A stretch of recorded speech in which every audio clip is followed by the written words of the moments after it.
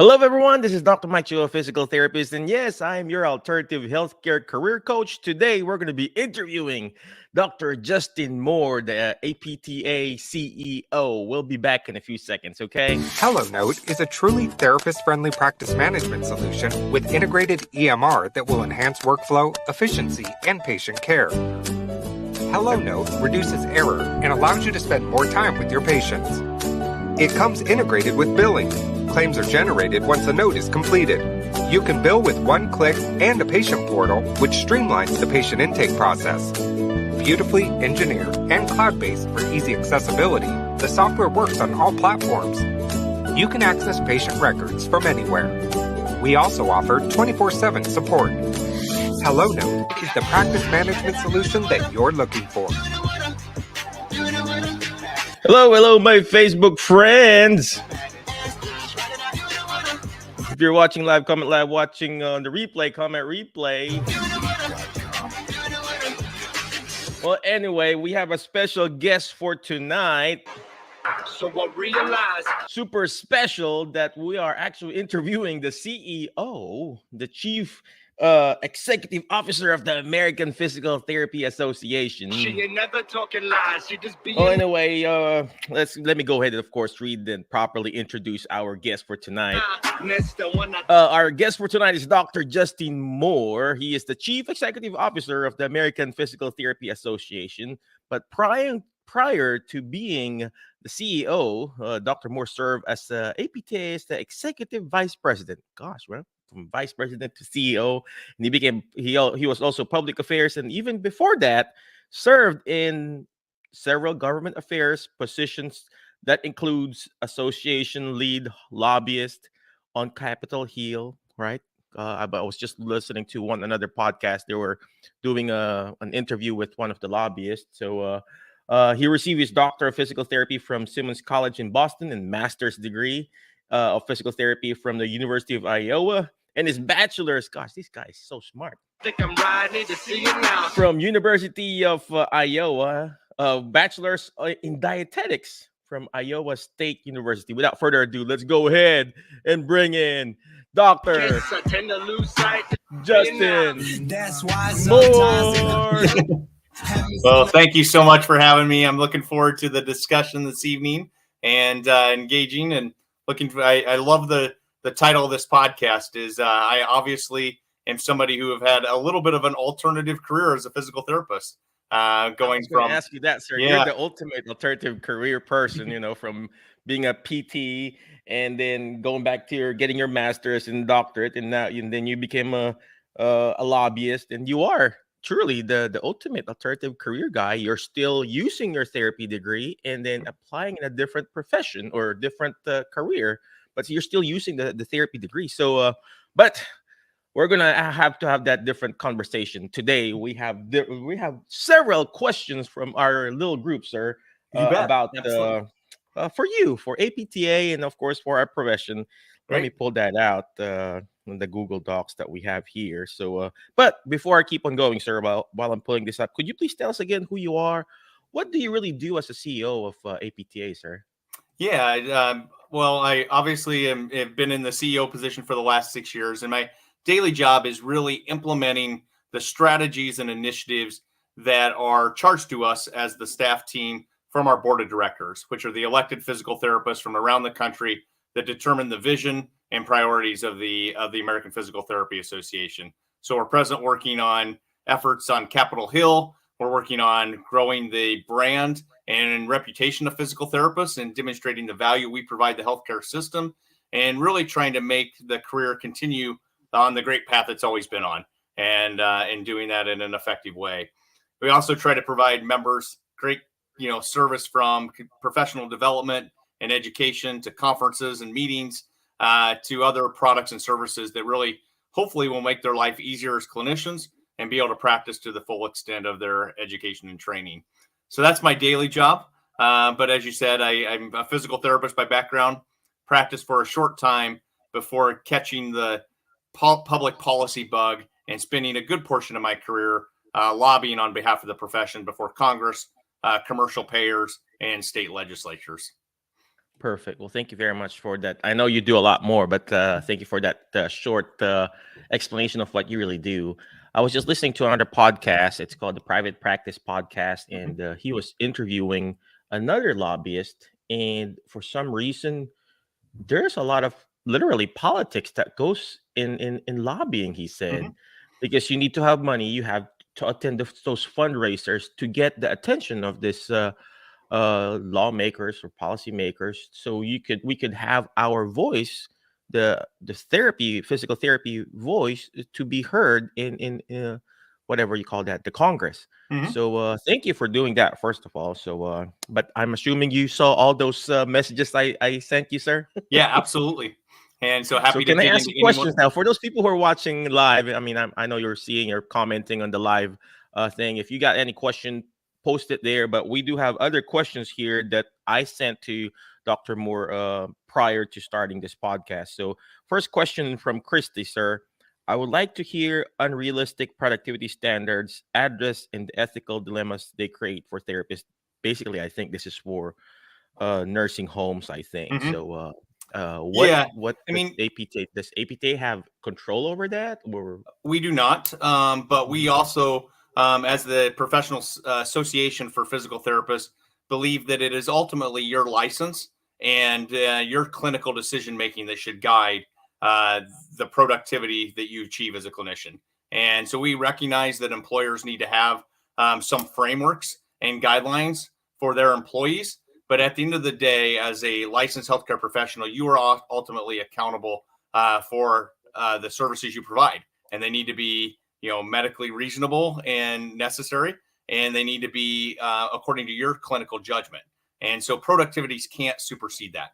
So regardless of what they are, and regardless of the framework that those put, at the end of the day, it is your professional judgment and decision making that has to guide that treatment. that's APTA true? recognizes, by saying that, that's our overarching position. We recognize that employees are under pressure from their employers, and so our job is to help equip you with reasonable resources. So on the APTA website, if you just go on and search productivity, our House of Delegates, which is the representative assembly of members, have really charged us to develop resources to help our clinicians manage these productivity pressures and do it in a way that is responsive to their employer, but also respectful of their clinical judgment and professionalism. Perfect, perfect. Thank you for sharing that. And like what Dr. Moore said, it all boils down and comes back down to us, professional. We are the professional. Yes, your employer can imply and say, I mean, I own a small little company. I can tell my therapist, hey, see 10 patients in an hour. I mean, it's it all boils down to you as a professional. And somebody posted already in the chat that her lawsuit have been very successful against 300 Reasons. See, I mean, if you're gonna fight back, or not really fight back, you talk, hey, this is my license, it's not yours, because Mhm. companies can tell you what to do, but it's still your license ultimately. So Dr. Yeah, Moore is correct. absolutely. Thank you, sir, for sharing You that. know, and I think one of the great things to note about the profession is the fact that we are licensed healthcare providers in all 50 states, and that is a huge source of recognition. But it's also what payers recognize as us being qualified to provide those services, because there's accountability to the public we serve, and it really is that accountability that you can hold the individual accountable for the care they're providing. So productivity is a tough issue, because every practice environment's slightly different too. So some people are seeing very complex patients, and other practices don't have a different patient population. So productivity has a lot of different factors that go into what is appropriate and what is reasonable based on your clinical expertise, from clinical specialists to entry professional, to also the patients that you serve, whether those are geriatric patients or pediatric patients. And really, how do you fit your practice model to be practicing to the highest point or highest degree of that license? Perfect. Yeah. I mean, I like hearing that, practicing to the top of our license, because this is where APTA comes in. They are advocating for us, to practice at our top of our license. And at the same time, they're lobbying and telling all this lawmakers, hey, this is what a physical therapist does. help us. Okay, all right, let's go to the next question, sir. Absolutely. We got several. Samantha says here, any plans to lobby for therapy education CPT codes so they can document and bill for caregiver education? Something, if you know anything about that. Yeah, absolutely. We have a payment team that is heavily engaged everything in the development and creation of CPT codes, which is that framework that really describes the services we provide. So that's the established infrastructure in the United States that really defines everything from therapeutic exercise to patient education. And so APTA is always at the table and with our representatives, making sure the CPT codes correctly defined or can be correctly utilized by physical therapists. And then we argue for and advocate for our use of those codes, and then that they're valued appropriately so that you get paid commensurate with what your expertise and skills are required to provide that service. And so we always want to expand the scope of what physical therapists can bill and what we can do. And because we do believe that we're probably still underserving the population and everything from clinical care to consultative services to patient education. And we can always, provide greater value to the healthcare system if we can practice to that full extent of our license and utilize the codes that will describe the services we provide in the most correct fashion. And so that CPT strategy is ongoing. And we have a staff team at APTA that's hired to do that work. And then APTA appoints a representative to that CPT panel and that RUC panel every year to make sure the physical therapist perspective is always heard. And those reps include physician reps, nursing reps, other non-physician providers such as occupational therapists, all at that table, really making sure those codes can be utilized across different professions and professions then have access to those. Perfect. I like what you guys recently did. Not really approval, but including of the RTM code, the remote therapeutic monitoring codes, and I haven't been utilizing it yet. I'm just so confused with it right now. But hopefully someday, me and my therapist and our billers could figure it out and then use it, because there are a lot of benefits from it. We're already doing it. That is a great example and case study of how the whole process works. And so APTA was engaged in those for several years, making sure that those codes were developed and then that those codes transferred into recognition or values first. So they got valued and then recognition. And now we're seeing there's a lot of people that are far more expert in this field than I am that are really helping PTs understand those codes and be able to apply them to their practice in an effective way. So back to your original question, as we expand codes that are more in the consultant care management, patient education stage, we will go through the same process like we did with remote therapeutic monitoring and making sure that we have access to them and can utilize them. And then some of the experts, consultants and practice management experts will even take it from there and really go out and teach people how to best utilize those to their practice and to their patient population. Perfect. Thank you very much for answering that question, sir. So, but I know you are a very busy person. We have all these questions. And by the way, for those people who have sent their questions and posted in our group, don't worry. I sent all your questions to Dr. Moore, and he's gonna come back. Do more, answer this and everything. If we lose the time, right? So the next question, sir, is from Nancy Sims. I would like to know if there's any pathway to follow to register when you are a foreign trained therapist from Africa. I'm from the Philippines. I did everything through FSBPT. So, correct. And I'm not an expert in this process, but there are established pathways that really help a foreign trained physical therapist become licensed in the state in which they choose to practice. And the first part is going through the credentialing process. And there's an agency that does that. I believe it's FCCPT. I hope I have those initials right. The Foreign Credentialing I'm Commission on Physical Therapy, and that is an agency that you go to make sure that you have the education is appropriate. And then after that, there's a process, whether it's language. There's a language component at times, and then it makes you eligible to sit for the National Physical Therapy exam and become licensed in the state in which you choose to practice. we're always looking to make sure that process is appropriate and meets the standard and ensure that we have a competent and highly qualified workforce. But if you have questions, there are people and websites that we can give you the specific pathways and steps that help you go from trained in a foreign country to being able to practice here in the United States. Perfect. Well, Nancy, if you have any questions, reach out to me. I also know her name is Jing Reuter. She helps people how to transition from other countries to here. I didn't have that when I was starting here, but now there's so much coaches out there and consultants that can guide you. Next question is from I gotta take off my eyeglasses, sir. Tiffany Davis. Are they doing anything to address or combat the decreasing reimbursement rates? What are their thoughts on increasing cost of tuition with the decreasing pay rates of therapists? Yeah, it's a fabulous question. It is the number one priority. And the thing we're working on all the time is to ensure that physical therapists are paid at an appropriate level.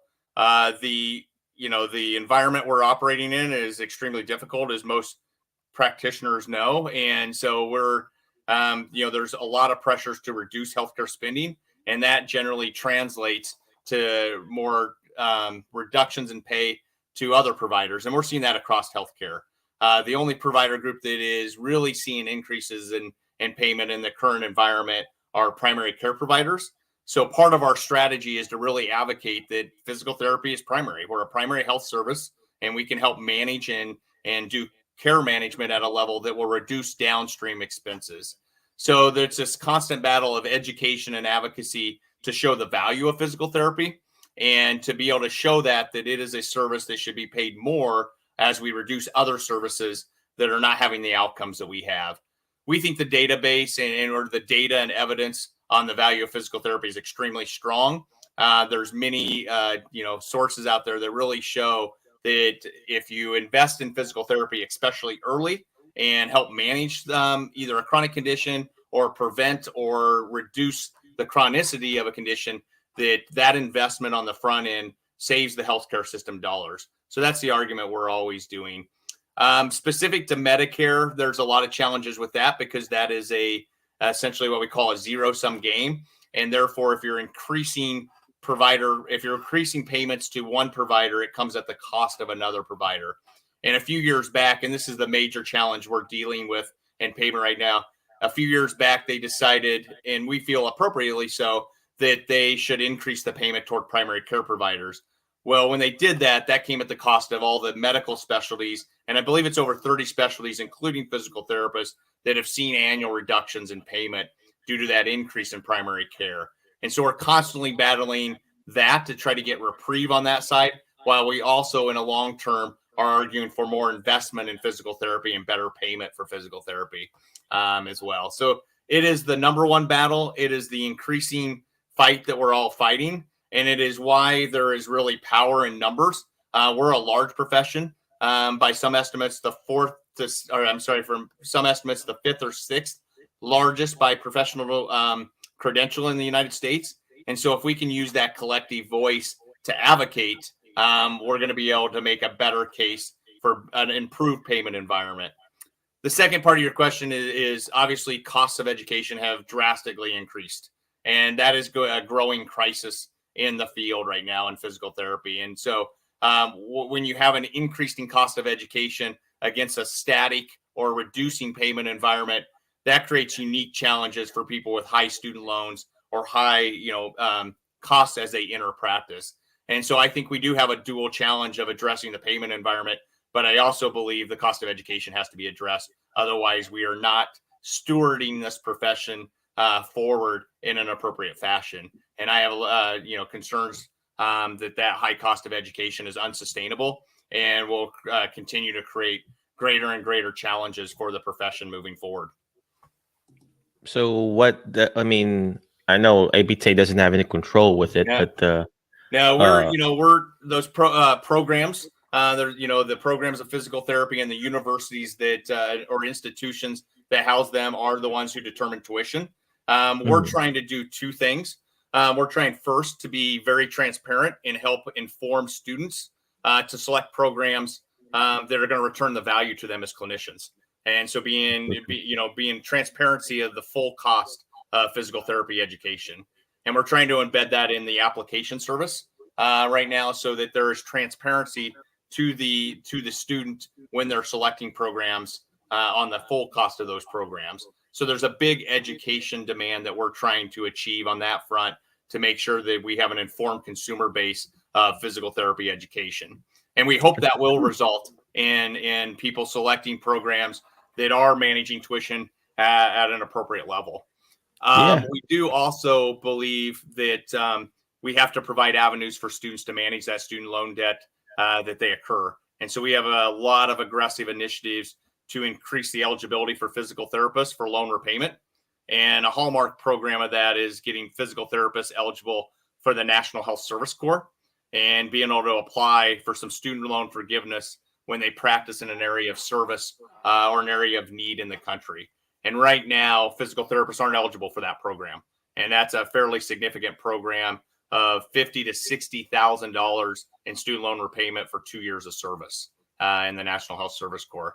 So that's a big objective for us, because our goal as a professional association is not only that we train a highly qualified workforce, but then they have rewarding careers and they stay in the profession. And what we're seeing now is some of these challenges are creating a lot of workforce challenges in the profession, of people leaving the profession or choosing, per your comments, other alternative pathways to try to have a more rewarding and fulfilling career in the profession. So true. I like what you said. We need to be informed. I mean, the DPT is a doctoral degree, master's. I mean, initially it was a master's degree. These are adult kids, adult people. Okay, they know what they're getting into. Just like me coming here in the United States, I knew I'm going to pay immigration fees. I know I'm going to go back to zero when I move here in the United States. I know I'm going to be like a second, third class citizen. I know I'm not a citizen. I know I'm going to be denied a visa.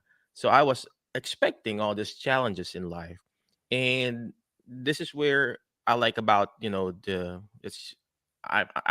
don't vote. I'm not a citizen here. So what I like about United States per se, the United States is helping people, helping kids, the students pay off some loans. And here's APTA trying to put you in the national whatever healthcare registry. And then you gotta be informed, and educate yourself. Is this really for me? Do I really like this profession? And that's what's happening right now. They come in with it's not blindfolded. You're signing that. It's 700 per unit. I did my doctorate degree. I paid out of pocket because I needed to prove to United States, to FCCPT, like what Dr. Moore was talking about. I need to prove to FCCPT and FSBPT that my education is equivalent to a U.S. doctorate degree. I had to go back. I can't get a loan because I'm not a U.S. citizen. So I had to be educated, and I needed to do it. Yes, I'm paying for it, but you just have to go above and beyond.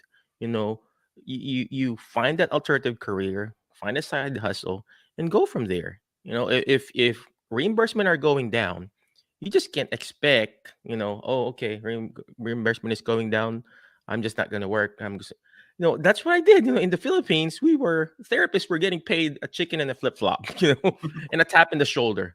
I just can't do that. What I did is like, okay, I'm going to find another alternative career, open up a little store, open up a business.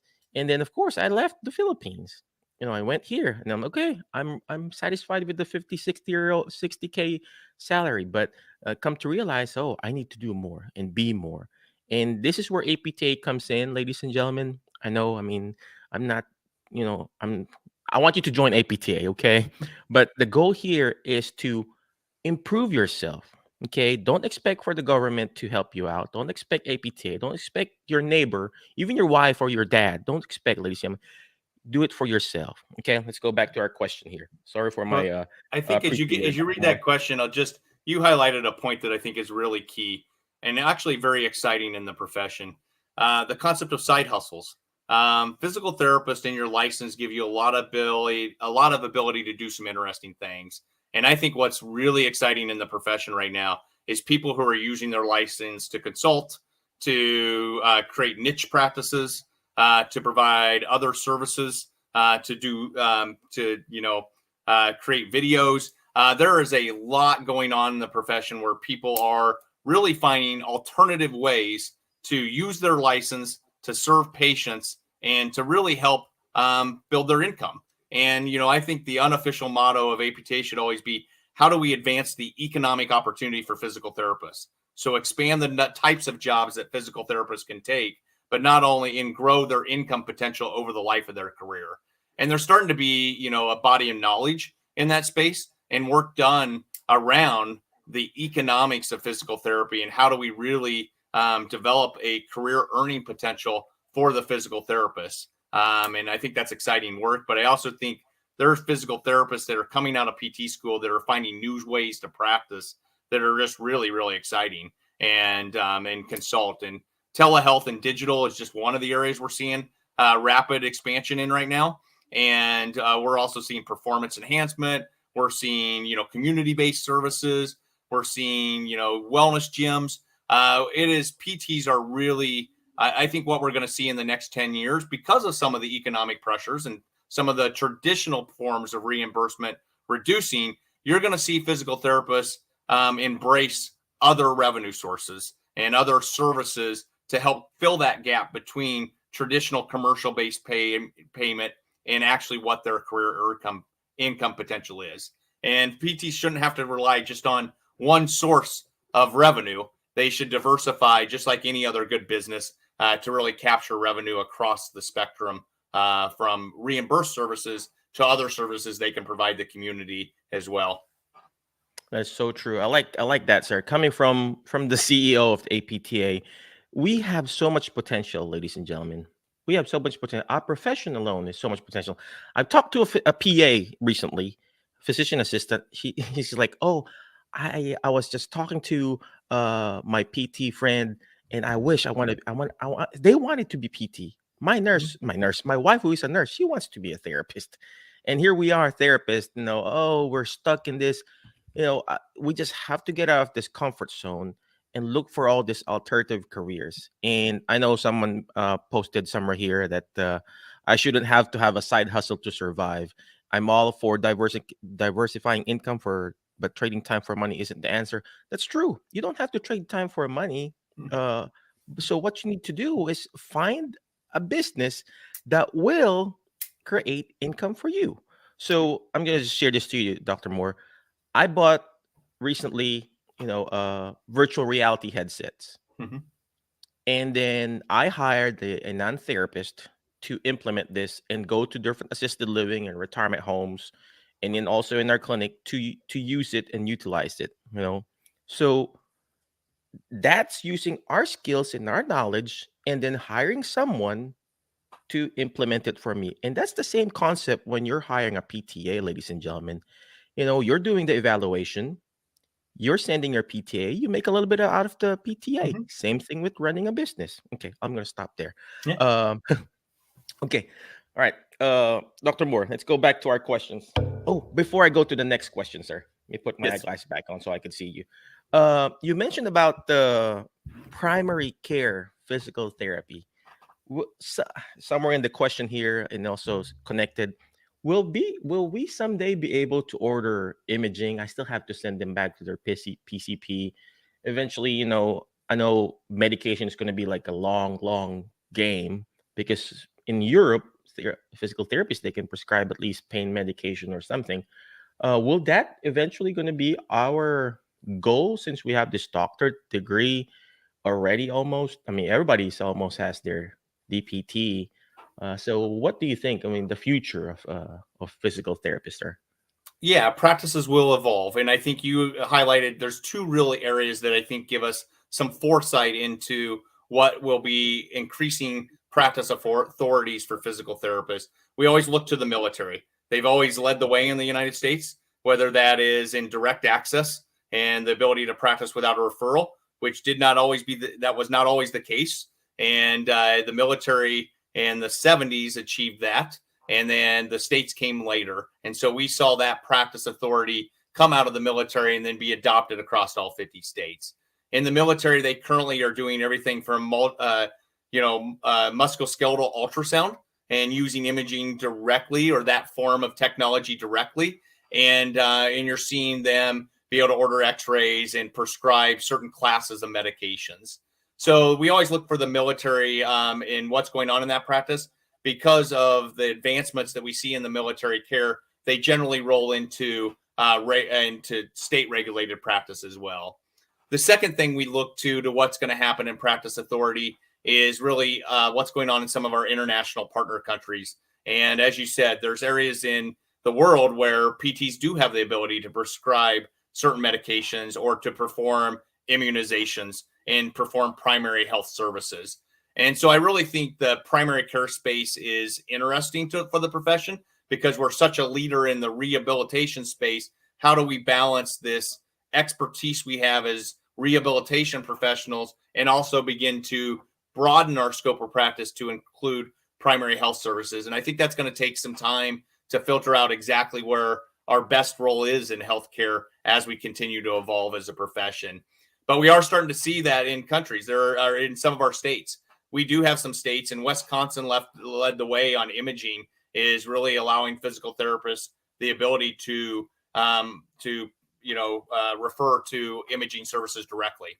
And so that takes a lot of state strategy because sometimes it's in the PT Act that you have to change. And sometimes you have to look at the act of the other healthcare or the radiologists or other physician groups that they can accept a referral from a physical therapist. And so it's a technical issue at a state by state basis that you really need to investigate if you want to pursue initiatives to really expand the scope toward imaging services or other primary care services.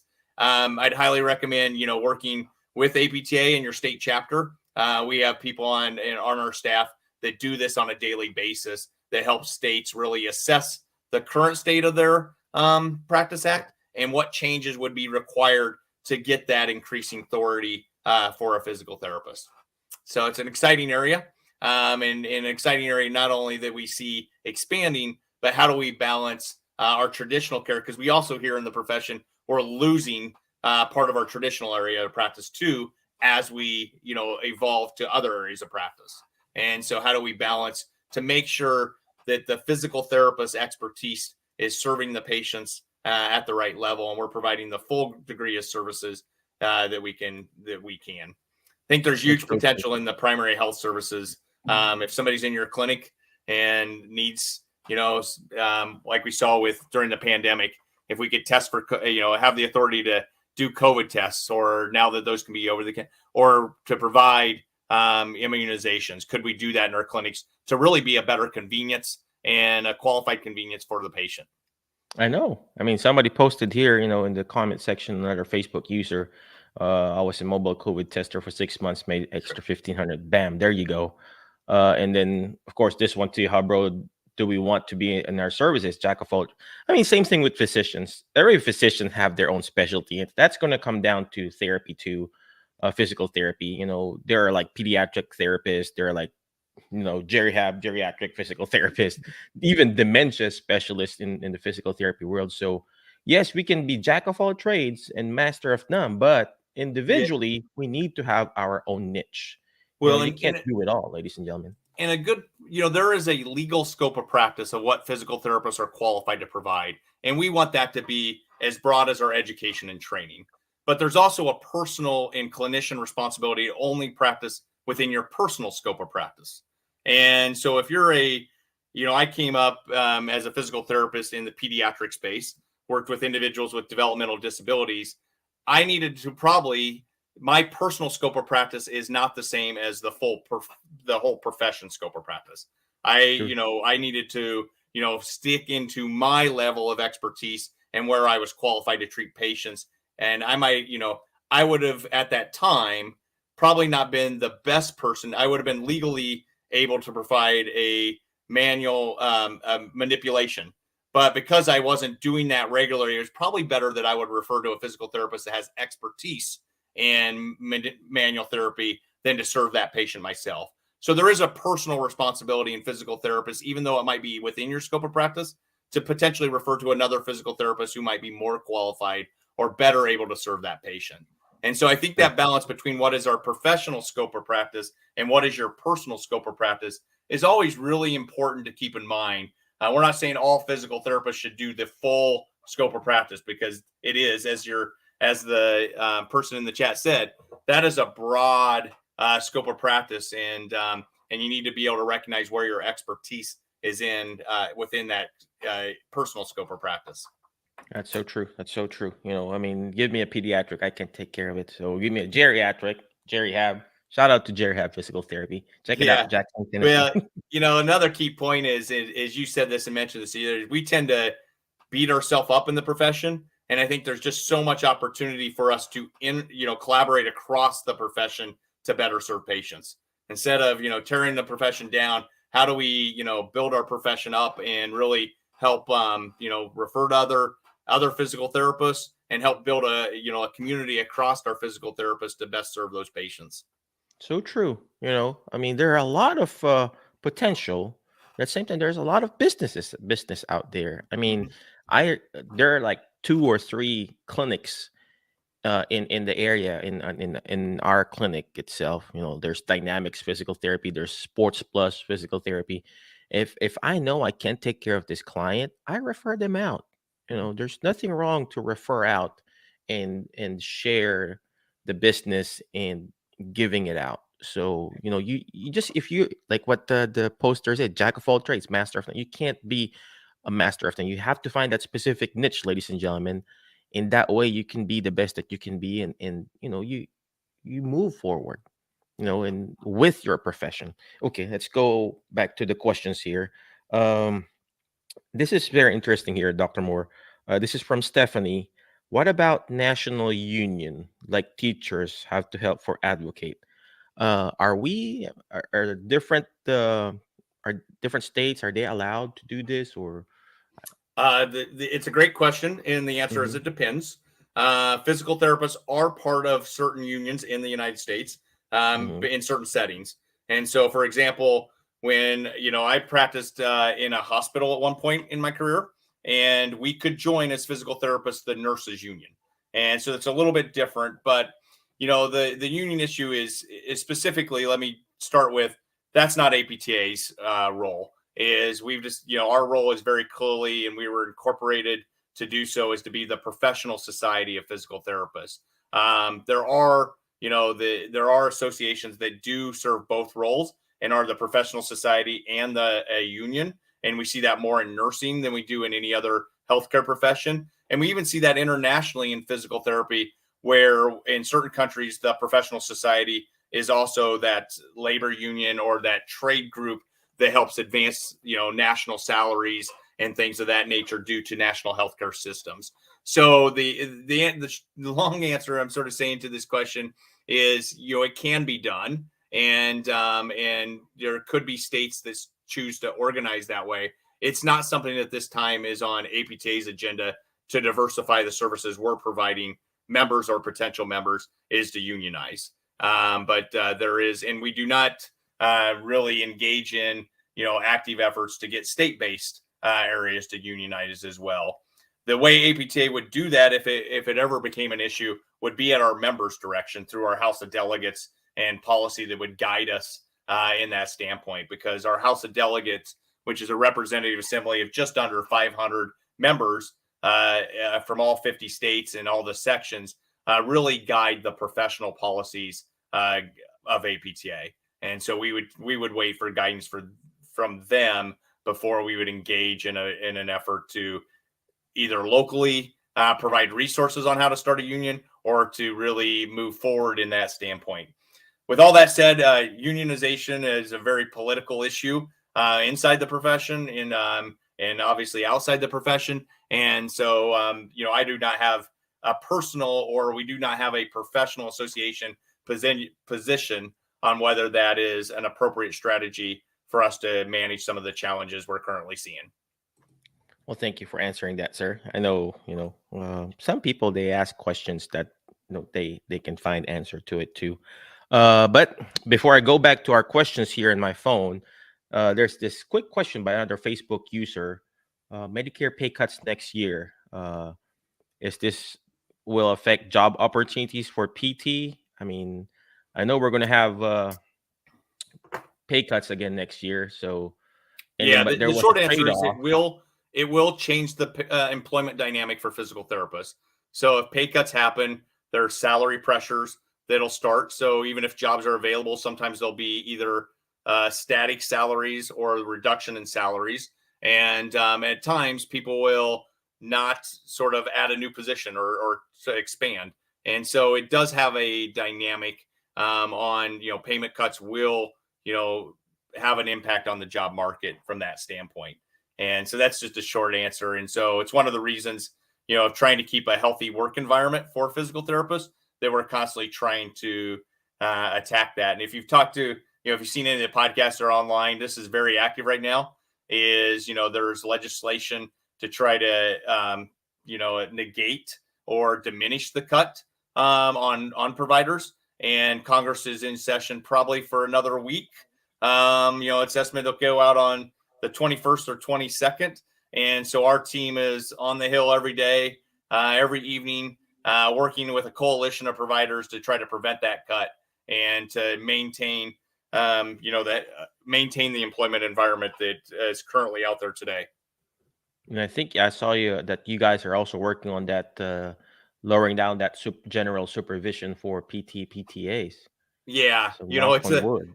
It's an all hands on deck approach. We have to not only work on payment issues, we have to reduce the administrative burden and the restrictions on practice that you're facing as well, because those affect the cost of care. And so if you have strict requirements on how to partner with a physical therapist assist it, that limits your flexibility in practice, which obviously doesn't make you as efficient as you potentially could be when practicing to the full extent of your license. So we are always looking for ways to increase flexibility or reduce the administrative burden that adds to the cost of care while increasing payment so that there's more revenue coming into practices. And so reducing costs, increasing revenue, anything we can do to enhance those two things is something we're actively working on. Perfect. Well, thank you very much, sir. There's another question. Which setting will be affected the most by the pay cuts? This is probably, part B on outpatient, yes, ladies and gentlemen. So yeah, the cut is actually very specific, and it's a great clarification there. It's part B. One of the things we do know that happens is when there's a part B cut, there's a lot of things, a lot of other payment systems that are impacted by part B payment. So workers' comp would be an example. It's just one example where state workers' comp fee schedule could be based on the Medicare rate. So a cut to Medicare then would ripple to a cut to workers' comp rates. And so even though the cut is specific to Part B, it has an impact far beyond Part B. I don't know that we see any specific setting that bills Part B more affected by it. The two biggest settings where Part B billing occurs today are the skilled nursing facility and the outpatient physical therapy or the private practice, PTPPs. Those represent about 2/3 of total Part B billing. And then home health hospitals are the next two. And so I would guess just by the volume of those numbers, skilled nursing facilities and private practices are acutely impacted by a payment cut. So they're affected right in that first quarter with how it hits their practices right on day one on January 1st. I'm going to just scratch my head there, right? And it's so hard to collect deductibles, right? Correct. So how are we fighting this, sir? I mean, are we, that's actually the next question here, and then related to how do you plan on fighting the declining reimbursement, sir? I mean, this is to fight this, or is it? We do. It's our number one legislative priority, and we fight it on two major initiatives. First is we collaborate with the other providers that are being cut, and so OT, for example, would be the most we're all familiar with. Is we work with AOTA at a very high level. Their lobbyist and our lobbyist do a ton of visits together. And there's a partnership to make sure that, we work for rehab as well as we work for PT. So we work in coalitions, including with the American Medical Association and other physician specialties that are being cut to prevent the cut. And then we work very specifically for physical therapy too. to create that unique story of why physical therapy is unique and shouldn't be cut. So it is always that dual thing of, if we can keep a big group together, we have a better chance of having a macro impact. But we always are working to make this very specific PT case known. And that is it's very specific to that issue. The Part B cuts are very specific to a strategy that has to be done by Congress. There is a part of the strategy that's when it's at the regulatory agency or the Centers for Medicare and Medicaid Services. That usually happens from the proposed rule to the final rule. And there's efforts where we can engage and provide comment letters and engage in that space. But the final rule came out at the first part of November. And once that final rule comes out, all of our activities have to be directed at Congress, because they're really the only ones with authority to be able to overturn that cut once it's in final rule. And they need to pass legislation to do that. And so right now we are on the clock, and we'll go until Congress adjourns for the year. There's always potential that we can see a reprieve or some diminishing of the cut before it hits on January 1, 2023. And if you need resources on that, to just do a plug, so Legislative Action Center on the APTA website.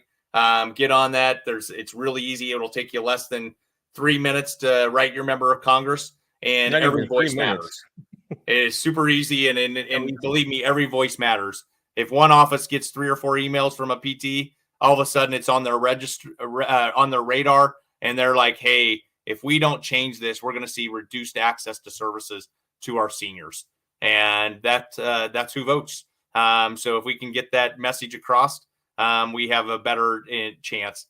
Last thing I'll say on that is, this is, I would have to ask, I forget how many years in a row we've done this activity where we've been scheduled for a cut. We've gone back, tried to fight it on the regulatory side with CMS, and then gone to Congress and asked for reprieve. We've seen large cuts diminished fairly significant in past years. And so the last 2 years was very specifically, we've been able to reduce that cut by several percentage points, and really help keep the practice environment as healthy as possible in this environment of reduced payments. Well, thank you for answering that. And that is true, Ray Berardinelli. That is actually your question, Ray. Thank you for sending that question. Anyway, let's go back to another person here. This is actually true. APTA is really in a tough space. Clinicians don't see extra money to put into the APTA. Therefore, the PT PAC, so not enough money going into the lobbying. Then clinicians don't see changes they don't think they want. Therefore, they don't donate and renew their membership. It's a bad feedback loop. But here's the thing. If we don't renew or join or donate to the PT PAC, the Political Action Committee, who's going to do it? Are we just going to give up on our profession? I mean, our podcast is called Attractive Healthcare Career, yes, but I'm still a member. I still donate. We need to support our own profession. A lot of people will say, well, you cannot tell the fireplace to give you heat if you don't put the wood itself. Just like this water pump in the Philippines, I pump water. You just cannot pump the water. You have to prime it first, and then you can eventually pump water. Same thing with your heat. You put the wood, you fire up the wood, then you tell the wood, hey, give me some heat. And same thing what APTA is doing. We got to put our membership in. And speaking of membership, that's the next question here, sir. Cindy is asking, what can be done to make APTA membership fees more affordable to a typical clinician? I mean, yeah, there's our board is having that conversation. APTA is a federated model, so when somebody pays membership dues to us, APTA gets a portion of those dues, and about $295 for a physical therapist.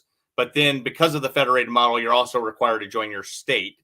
So the cost of the clinician is more than $295. It is $295 plus your state fees, and then a lot join sections or academies, which is an additional fee. So the average PT pays, in general, between $500 and $600, and sometimes $700. If you're a PT in private practice in California, you're paying almost $1,000. So the cost is variable, and we need to have better strategies. So we're starting. The good news is APTA's national membership dues have not changed in the last decade. There's no plans to raise dues. at this point, because we do believe we need to build it's a tough payment environment. Raising dues at this point would not be productive on our members, and it would not be would just not be a smart move for us right now. So we have been committed to keeping our dues static, but there's now starting to have conversations about how do we show greater value to physical therapists in those membership dollars. So what can we provide you in services and membership beyond advocacy, beyond PR, and what are those tangible benefits you get for your contributions to APTA? And then are there areas where we can, look at other alternative approaches to membership?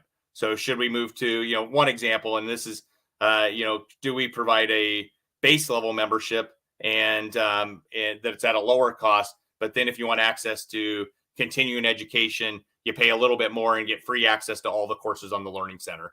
So right now we do not have a tiered model for membership, but there has been talk of, do we look at that?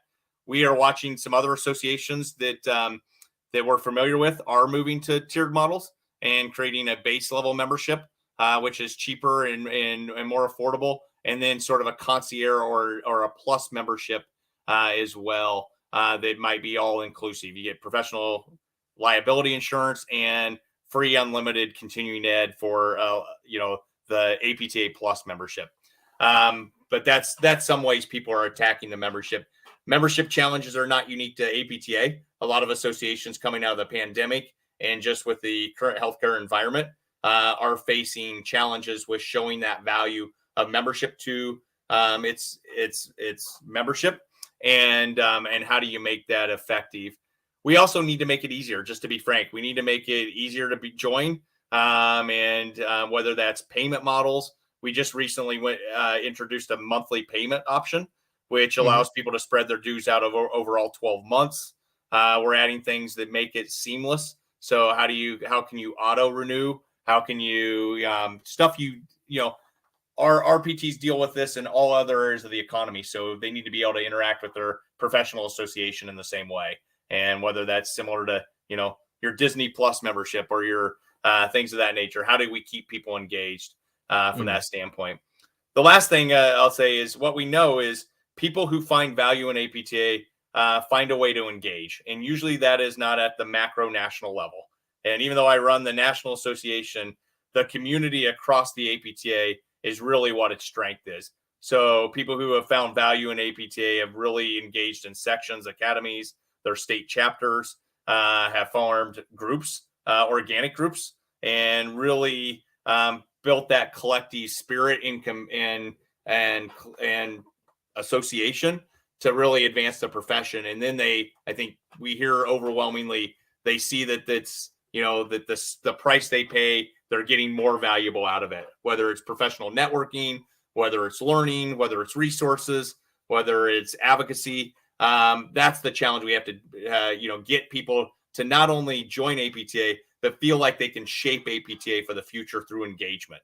And it's not just a passive transactional relationship for us, but something that is their association that they're influencing and changing and really making a difference, whether it's on payment or whether it's on educational standards or whether it's on creating a new specialty.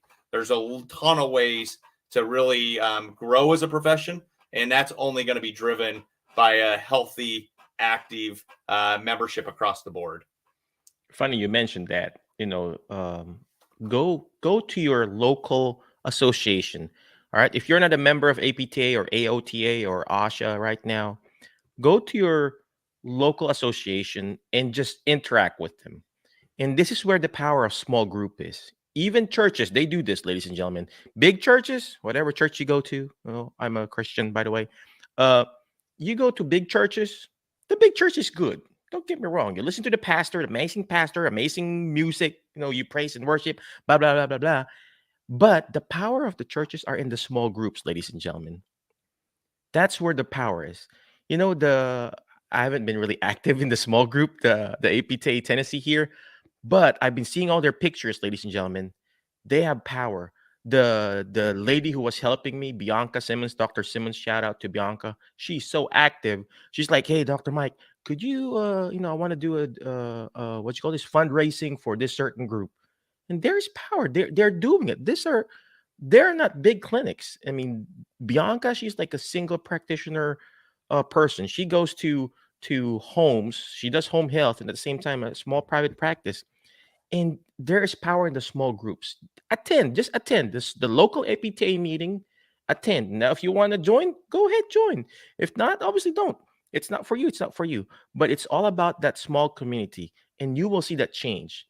It starts from us, ladies and gentlemen. It starts from us, not from the top, not from the government, not from APTA. It starts from us, our little own community. All right, Dr. Moore.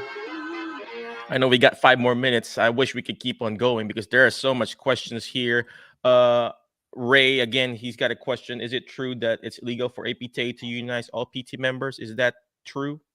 It's a great question, Ray, and it's APTA has a volunteer management structure. So I don't know if I can say it's legal or illegal. By the organizational structure, we've chosen a voluntary membership model. So ASHA is a little bit different. ASHA is both a professional association and a credentialing agency. So there is some tie between it looking like it's not an optional or voluntary membership because it's tied to their credentialing. And you see that in some professions. We do not have that. And there has been talk would there be, a way to make it membership more mandatory or make it a higher degree of likelihood and really connect it to whether it's, credentialing or something of that nature. And at this point, APTA has not chosen to take that path or pursue those options. And partially because, we feel the voluntary membership model is best. And we feel we need to earn your membership. We feel we need to be driven by our members. And we recognize that that's a challenge and that we at times don't have the market share we want to have and be able to represent the majority of physical therapists in the United States. But we believe that relationship between the professional society and its members is something that needs to be earned and a choice by those individuals to be part of us and part of the community that is seeking to advance the profession. So it's a fabulous question because at times in my day job, I would love to have what in the association space is called some golden handcuffs.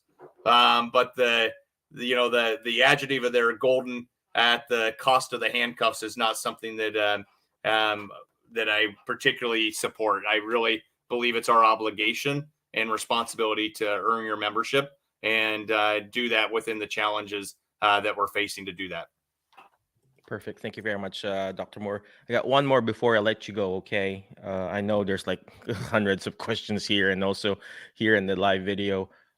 Somebody said, yeah, she goes to church and that's what's happening now. But one more question, sir, before I let you go. Where did that go? How does the PTA address the PTAs? I can't read it. It's so small. Take off my eyeglasses. You see our age now, Dr. Moore, right? Yeah, you should notice that my readers supportive of PTA practitioners, and if they are, or how are they addressing the 15% reduction to PTA services? So, yeah, well, I don't know if I heard the full question, but I think the theme of the question is what is APTA doing for the physical therapist assistant? If that's a general construct of it. Is obviously the physical therapist assistant is an essential and important part of our profession. And APTA really just has three. We have multiple membership categories, but the three big ones are physical therapist assistants, and students. And so we're constantly looking at, just like we would across the profession, what are the programs and services that we need to advance the physical therapist assistant and their role in care delivery. And so we have care pathways, advanced proficiencies, that we really seek on the education and special education and role of the physical therapist assistant. And we're also doing advocacy efforts. And one of the big issues we're working on right now is to really address what came down as the differential. And the question talked about this. A few years ago, Medicare decided that when a physical therapist is involved in care delivery, that should be paid a reduction of the fee schedule amount. And 15% was the amount that they say that should be reduced. So if a total, if a PTA is involved in, 100% of the care the physical therapist is providing that day and the billable services equal $100, the payment will only be $85 because of that physical therapist being involved. And so we don't agree with that. We believe that that is a policy that at the end of the day, we would hope we could overturn, but the likelihood of overturning it has always been great. So we've been attacking that issue to really look at what are other alternatives to reduce the impact that that has. One of the things that's come up is, can we change supervision and get a consistent general supervision across all settings? And would that add flexibility to accompany that reduction in payment? And so that's one of the efforts that we're seeing progress in, and that's been moving through Congress and is something we're trying to do a push for by the end of the year, so that we can diminish the impact that payment reduction or that payment differential has on the entirety of the physical therapy profession, but specifically the impacts it will have on a PTA and their employment opportunities. Because we know if that differential continues to be implemented, we're going to see challenges specific to the physical therapist assistant and what opportunities they have for employment in certain practice settings. And private practice, just to give an example, have very specific supervision requirements under Medicare. And if we can lighten that supervision requirement, will they use physical therapist assistants more readily in their practice is a potential. There you go. There you go. So again, thank you very much, Dr. Moore. Appreciate you for coming over. I know you're busy. You got your family time there. Any last parting wisdom for our group? If you can encourage our team, our group here, and then so the challenges that you're encountering and how are you dealing? A couple with things. Well, first, happy holidays to everyone that's on the phone, regardless of your which holidays you celebrate. I hope you have a wonderful holiday season. But I think the first thing is be an ambassador of this profession. It is a fabulous profession, and if we can continue to build the story we tell and the services we provide, I think there's a great collective strength in promoting the physical therapy brand. That doesn't require you to be an APTA member. That just requires you to be the best clinician you can be, the best administrator you can be, and really show the value that you provide individuals and clinics and communities. The second thing I'll just add to part is I'm happy to join at any time. Your questions were incredibly informative, and it keeps me A, on my toes, and B, it keeps me informed on what's keeping clinicians up at night. And we recognize payment's a challenge. We recognize that it's not easy out there practicing in healthcare and in the physical therapy profession. So the better we understand your pain points, the better we are to design advocacy efforts and services to try to diminish those pain points. And then last, I wouldn't be doing my day job if I didn't encourage you to be part of this community. A couple of years ago, our board reframed our mission statement, and our mission statement for the 101 years we've existed as a profession has included the role and responsibility to advance the profession. But we added two concepts in 2018. That was to advance physical therapy, to impact the health of society. But to do that, we needed to build community. So I just encourage you to be part of your community locally, nationally, and help advance this profession that you've invested a great amount of your time, money, and expertise to be a part of. So, help us get a return on that investment that you've given us, and be part of your PT community. So thank you. I love being on this. And again, happy to follow up to questions we didn't get to tonight. Happy to coordinate with Mike. And if we need to join again in the new year, happy to join at any time. It's just great to be sort of interacting with colleagues. So perfect. Again, thank you very much, Dr. Moore. Thank you very much. Thank you very much for those people who are commenting. And I read it. We're reading it. I sent a screenshot on everything to Dr. Moore. He's reading it. They know all your concerns. It's really my pleasure, sir, to interview you tonight. I really appreciate that for coming over. But before I let you go, ladies and gentlemen, always remember the word FAST, F-A-S-T, letter F. Find people that will bring out the best in you, because you are the average of the 5 people you hang out with, ladies and gentlemen. Hang out with people who are complaining in life. Guess what? You're gonna be complaining. Hang out with people who are actually going to bring out the best in you. Guess what? You're gonna be best. Tonight I feel like I'm gonna be like Dr. Justin Moore will be like a lobbyist there, going to, whatever he's doing there. Hopefully, talk to, wear a nice coat and do they wear tie? I usually there? don't. I guess, they wear tie or whatever, and then, we're going to fight this ruling. Could remove the 15% cut, And then, so find people that will bring out the best in you. Okay. If you want to start your private practice, go to APTA, private practice section. You want to start your Jerryhab practice, go to my website, jerryhabjackson.com. Find those people who are actually you are wanting to do. For example, you want to be a utilization reviewer. Go talk to your utilization reviewer. Go ahead and get our class, How to Be a Utilization Reviewer. Find those people, ladies and gentlemen. You just can't complain. When you complain, you remain.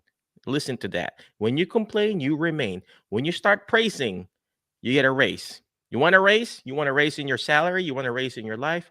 You start praising. You praise yourself. Find people. I'm not talking about praising, oh, hallelujah. I'm talking about praising your profession instead of putting it down. All right. You got to praise that profession. All right. Okay. Next letter is letter A. You got to learn how to take action. All this stuff that we're doing, it's not going to do me good. It's not even going to do Dr. Moore good if you don't take action. All right. That's why it's called Political Action Committee. People need to take action.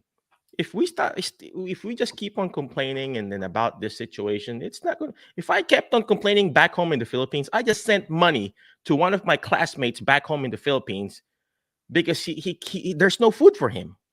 I sent money to my aunt who had a stroke because if I was complaining in life there back home, I'll be the same guy there. You got to take action. Take action. If you cannot do, if you cannot do your, for example, you can't do what Justin Moore is doing, go to the, to lobby, send your membership. I know some it's expensive, $200, $300, or $100 to the Political Action Committee. That's, $100. I know it's expensive to some, but it's like a meal that the whole family. I'm not asking you to donate $100 a week, when you go out and eat, but that's a year. Okay, take action. If you want our profession to change, you be the change. Go to your local association, AOTA, APTA, and then be active there. Okay. Next letter is letter S. Share and subscribe. No, shoot for the moon. Because if you keep shooting for the moon, you're going to miss it, but you're going to be landing with the stars. The more you shoot, ladies and gentlemen, the more you're going to fail. You're going to fail. Nobody's perfect. Even APTA, they're not perfect. They lobby everything. And Jessica posted something. Hey, all the stuff that we sent, the letters fell into deaf ears. No, it did not. It was just a failure. But the more failures that we get, the closer we get to our goals. And we learned this in school. When we're exercising, we want to exercise to the point of failure because that's how that muscle becomes stronger. And that's how APTA, and that's what they're doing. They're failing. Yes, it's not perfect. The system is not perfect. The government is not perfect. But the more failures that they get, the closer they go to reach their goal, that we can change this profession. They can change the reimbursement. It's not going to be perfect. There will always be cuts, All right. Last but not least is letter T, ladies and gentlemen, is teach it. Why? Because the more you teach it, the more you understand it. And this is where Justin Moore is coming. He's teaching us. He's educating us what APTA is doing. We just have to understand what the association is doing so we could understand how we can support it. Again, thank you very much, Justin Moore. Thank you very much for those people who are watching. I appreciate you. Be awesome, be great, be excellent. Thank you, Dr. Justin. Appreciate you. I'll see you around on our next episode, ladies and gentlemen. HelloNote is a truly therapist-friendly practice management solution with integrated EMR that will enhance workflow, efficiency, and patient care. HelloNote reduces error and allows you to spend more time with your patients. It comes integrated with billing. Claims are generated once a note is completed. You can bill with one click and a patient portal, which streamlines the patient intake process. Beautifully engineered and cloud-based for easy accessibility, the software works on all platforms. You can access patient records from anywhere. We also offer 24/7 support. HelloNote is the practice